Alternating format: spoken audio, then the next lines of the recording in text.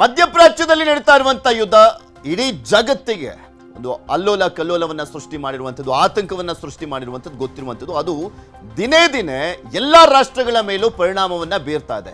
11ನೇ ದಿನಕ್ಕೆ ಕಾಲಿಟ್ಟಿರುವಂಥದ್ದು ಯುದ್ಧ. ಇರಾನ್ ಮೇಲೆ ಇಸ್ರೇಲ್ ಮತ್ತು ಅಮೆರಿಕ ಮುಗಿಬಿದ್ದಿದ್ದಾವೆ. ದಾಳಿಯನ್ನ ಕಂಟಿನ್ಯೂ ಮಾಡಿರುವಂಥದ್ದು. ಯುದ್ಧ ಕಂಟಿನ್ಯೂ ಆಗ್ತಾ ಆಗ್ತಾ ಎಲ್ಲ ಕ್ಷೇತ್ರಗಳ ಮೇಲೂ ಹೊಡ್ತಾ ಬೀಳ್ತಾ ಇದೆ. ಸ್ಪೆಷಲಿ ತೈಲದ ವಿಚಾರಕ್ಕೆ ಸಂಬಂಧಪಟ್ಟಂತೆ ತೈಲ ಘಟಕಗಳ ಮೇಲೂ ಕೂಡ ಕ್ಷಿಪಣಿ ದಾಳಿಯನ್ನ ಮಾಡಲಾಗಿದೆ, ಡ್ರೋನ್ ದಾಳಿಯನ್ನ ಮಾಡಲಾಗ್ತಾ ಇರುವಂಥದ್ದು. ತೈಲ ಬಾವಿಗಳು ದಗದಗ ಅಂತ ಒತ್ಕೊಂಡು ಉರಿತಾ ಇದೆ. ಇಲ್ಲಿ ಜಾಗತಿಕ ತೈಲ ಮಾರುಕಟ್ಟೆ ತಲ್ಲಣಿಸಿ ಹೋಗಿದೆ. ರೇಟ್ ಜಾಸ್ತಿ ಆಗ್ತಾ ಇರುವಂತ ಹಿನ್ನೆಲೆಯಲ್ಲಿ ಕದನ ವಿರಾಮಕ್ಕೆ ಹಲವು ರಾಷ್ಟ್ರಗಳು ಮನವಿಯನ್ನ ಮಾಡ್ಕೊಳ್ತಾ ಇದ್ದಾವೆ. ಎಲ್ಲಾ ರೀತಿಯಲ್ಲೂ ಕೂಡ ಎಫೆಕ್ಟ್ ಆಗ್ತಾ ಇರುವಂತ ಹಿನ್ನೆಲೆಯಲ್ಲಿ ಮನವಿಯನ್ನ ಮಾಡ್ಕೊಳ್ತಾ ಇದ್ದಾರೆ, ಸಾಕ್ ನಿಲ್ಲಿಸಿ ಅಂತ. ಇರಾನ್ಗೆ ಮತ್ತೆ ಎಚ್ಚರಿಕೆಯನ್ನ ಕೊಟ್ಟಿರುವಂಥದ್ದು ಟ್ರಂಪ್. ಎಚ್ಚರಿಕೆಯನ್ನ ಕೊಡ್ತಾ ಕೊಡ್ತಾ ದಾಳಿಯನ್ನ ಮಾಡ್ತಾನೆ ಇದ್ದಾರೆ. ಹುಚ್ಚುದರೆ ಟ್ರಂಪ್ ಇಸ್ರೇಲ್ ಜೊತೆ ಸೇರ್ಕೊಂಡು ಹರ್ಮುಜ್ ಜಲಸಂಧಿ ತಡೆದಿದ್ದಕ್ಕೆ ಕಿಡಿಕಾರ್ತಾ ಇರುವಂಥದ್ದು. ತೈಲ ಸಾಗಣೆ ತಡೆದ್ರೆ ಮತ್ತಷ್ಟು ದಾಳಿ ಕಠಿಣ ಆಗುತ್ತೆ ಅಂತ ಹೇಳ್ತಾರೆ. ಯಾಕೆಂದ್ರೆ ಈಗ ಆಲ್ರೆಡಿ ಡಾಲರ್ ರೇಟ್ ಜಾಸ್ತಿ ಆಗ್ತಾ ಹೋಗ್ತಾ ಇದೆ. ಒಂದೊಂದು ಬ್ಯಾರೆಲ್ಗೂ ಕೂಡ ಬಿಫೋರ್ ಈ ವಾರು 73ರಿಂದ 74 ರೂಪಾಯಿ ಇತ್ತು ಒಂದು ಬ್ಯಾರೆಲ್ಗೆ. ಈಗ 120ವರೆಗೂ ಬಂದು ತಲುಪಿರುವಂಥದ್ದು. 200 ರೂಪಾಯಿವರೆಗೂ, $200 ಹೋಗುವಂತ ಸಾಧ್ಯತೆ ಅನ್ನುವಂಥ ಎಚ್ಚರಿಕೆಯನ್ನ ಇರಾನ್ ಕೊಡ್ತಾ ಇದೆ. ಸೊ ಜಾಗತಿಕ ಮಟ್ಟದಲ್ಲಿ ದೊಡ್ಡ ಏರುಪೇರು ಆಗ್ತಾ ಇದೆ.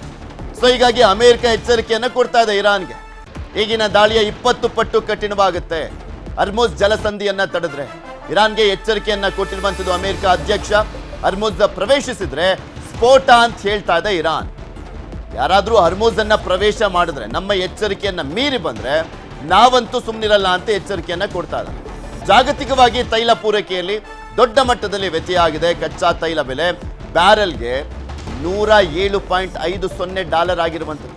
G7 ರಾಷ್ಟ್ರಗಳ ಮಧ್ಯಪ್ರವೇಶದಿಂದ $100ಗೆ ಇಳಿಕೆ ಆಗಿದೆ. ಸದ್ಯಕ್ಕೆ ಕಚ್ಚಾ ತೈಲ ಏರಿಕೆ ಇಲ್ದಿದ್ರೂ ಕೂಡ ಭವಿಷ್ಯದಲ್ಲಿ ಏರಿಕೆ ಆಗುವಂತ ಸಾಧ್ಯತೆ ಇದೆ. ಯುದ್ಧ ಮುಂದುವರೆದ್ರೆ ಹತ್ತತ್ರ $100ಗೆ ಈಗ ಬಂದಿದೆ.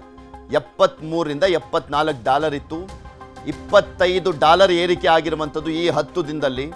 ಸೊ ಹೀಗಾಗಿ ಎಲ್ಲ ರೀತಿಯಲ್ಲೂ ಕೂಡ ಎಫೆಕ್ಟ್ ಅನ್ನ ಕೊಡ್ತಾ ಇದೆ. ಇಲ್ಲಿ ಪ್ರಮುಖವಾಗಿ ನಾವು ನೋಡೋದಾದ್ರೆ ಇದು ಈ ಹಿಂದೆನೂ ಕೂಡ ಆಗಿತ್ತು. 2008ರ ಸಂದರ್ಭದಲ್ಲಿ ಅಮೆರಿಕಾದಲ್ಲಿ ಆರ್ಥಿಕ ನಷ್ಟ ಸಂಭವಿಸಿದಂಥ ಟೈಮ್ನಲ್ಲಿ $145ರಿಂದ $148 ಹೋಗಿತ್ತು.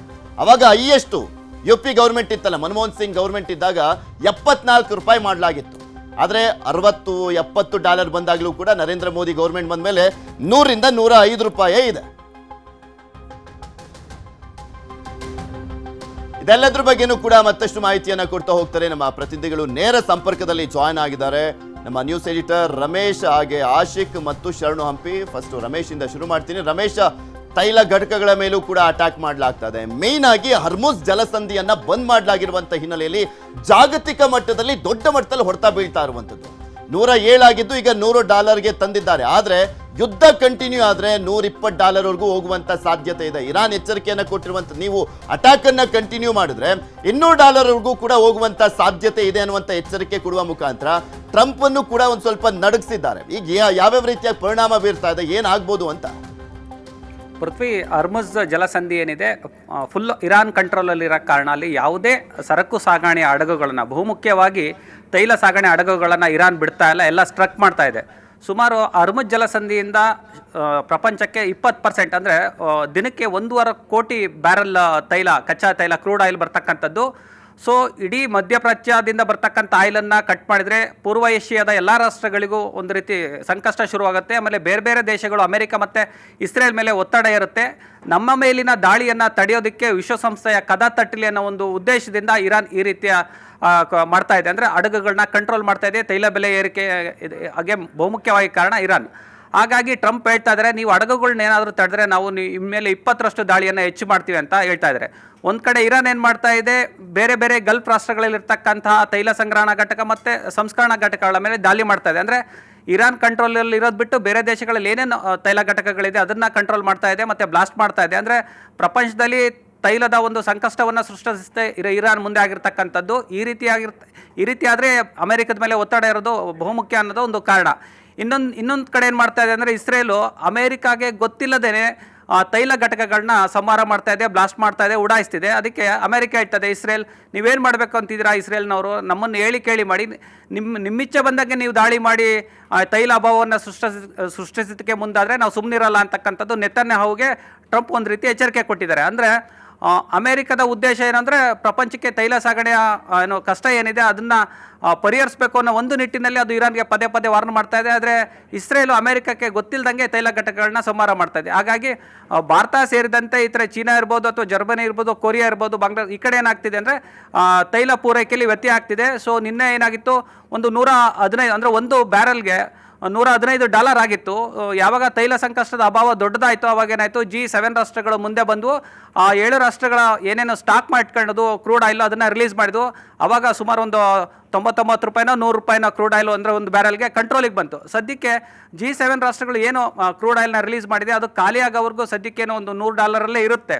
ಆದರೆ ಅದು ಸ್ಟಾಕ್ ಇರ್ತಕ್ಕಂಥದ್ದೆಲ್ಲ ಕ್ಲಿಯರ್ ಆದರೆ ಮತ್ತೆ ಅಭಾವ ಸೃಷ್ಟಿಯಾಗುತ್ತೆ. ಆ ಸಮಯದಲ್ಲಿ 150ರಿಂದ ನೀವು ಆಗಲೇ ಹೇಳ್ತಾ ಇದ್ರಿ $200 ಹೋಗುತ್ತೆ ಕ್ರೂಡ್ ಆಯಿಲ್ ಅಂತ ಹೇಳ್ತಾ ಇದ್ರೆ, ನಿಜಕ್ಕೂ ಕ್ರೂಡ್ ಆಯಿಲ್ ಏನಾದರೂ $150ರಿಂದ $200 ಬೆಲೆ ಏರಿಕೆ ಆದರೆ ಇಲ್ಲಿ $125 ಆಗ್ಬೋದು, $130 ಕೂಡ ಆಗ್ಬೋದು ಪೆಟ್ರೋಲು. ಹಾಗೆ ಡೀಸೆಲ್ ಕೂಡ ಏನೋ $110 ಆಗ್ಬೋದು, $15 ಆಗ್ಬೋದು, $20 ಎಷ್ಟಾಗುತ್ತೆ ಅಂತ ಗೊತ್ತಿಲ್ಲ. ಅಂದರೆ ಸ್ಟಾಕ್ ಎಷ್ಟಿದೆ ಅನ್ನೋದ್ರ ಮೇಲೆ ಡಿಪೆಂಡ್ ಆಗುತ್ತೆ.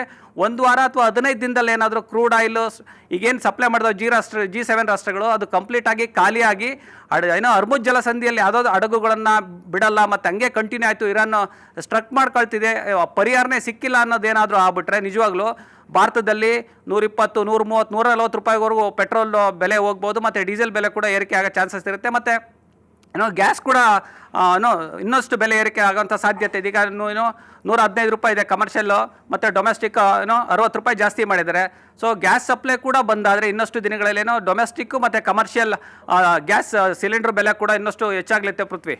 ಅಲ್ಲ, ಈ ವಿಚಾರದಲ್ಲಿ ಸೆಂಟ್ರಲ್ ಗೌರ್ಮೆಂಟ್ ಎಂಟ್ರಿ ಆಗಬೇಕಷ್ಟೇ. ಯಾಕೆಂದ್ರೆ ವ್ಯಾಟ್ ಎಕ್ಸೈಸ್ ಡ್ಯೂಟಿ ಅಂತಾನೆ ಹತ್ತತ್ರ ವರ್ಷಕ್ಕೆ 5 ಲಕ್ಷ ಕೋಟಿಯಷ್ಟು ಲಾಭವನ್ನ ಮಾಡ್ಕೊಳ್ತಾ ಇರುವಂತ ಸೆಂಟ್ರಲ್ ಗೌರ್ಮೆಂಟು.